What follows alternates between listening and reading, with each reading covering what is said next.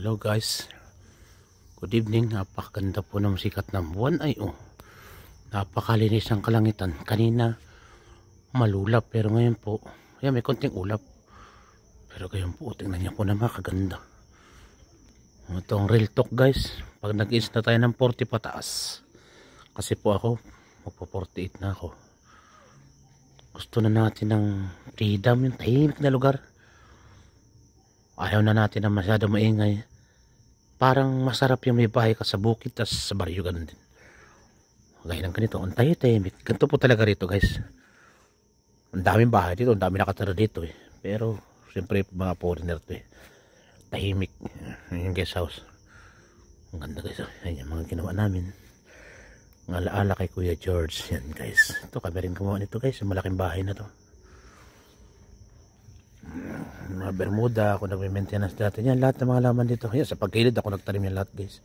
Yung inilang natanim ko, lalaki na guys. Yan si Jessa, si kulong-kulong ko guys.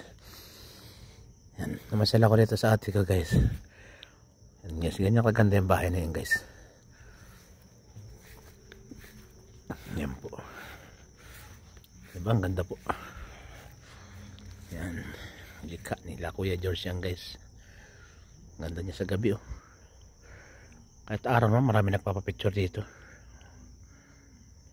Simple lang pero elegant naman. Iba po. Purpose sana niyan dati, up and down, nagbago yung isip ng bayo ko. Ginanyan na lang. Yan guys. Yan naman yung ginawa ko na guest house na aircon. Yan po yung ginawa ko ni Pahat. Ayan yung amakan para sa guest. Ayan guys pakatahimik dito guys. Ang ganda naman yung ambience niya. Bukas guys, siguro mula dito mga 200 meters dagat na yan dagat na. Pasyal tayo dyan.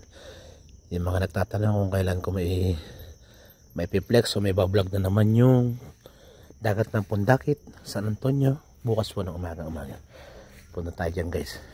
Tapos yung likod namin ito guys, 3-star hotel to, yung Cabudiroca Resort. Shout out sa iyo Nicolas Sanchez. Ibigan po ni Bayaw yan, yung tatay nila, pero pares na sila there in heaven. Yan guys, hanggang dito lang po muna. Relax ko lang sa inyo itong lugar. Yung mga halaman ko namimiss ko rin guys. Siyempre tagal ko rin dito guys tagal ko po rito. Kung gaano nakatagal yung ate ko, kauwi ko lang naman ganito ka naman punta rito doon. Pero naranasan ko rito ng ilang taon na talagang ako lang nandito. Nung nasa Australia sila, lalo na nung pandemic. Hindi naman nakakatakot dito Nakutakot sa multo. Ano naman ginagawa sa kanila Ang guys yung ginawa kong ama ka Ganda rin.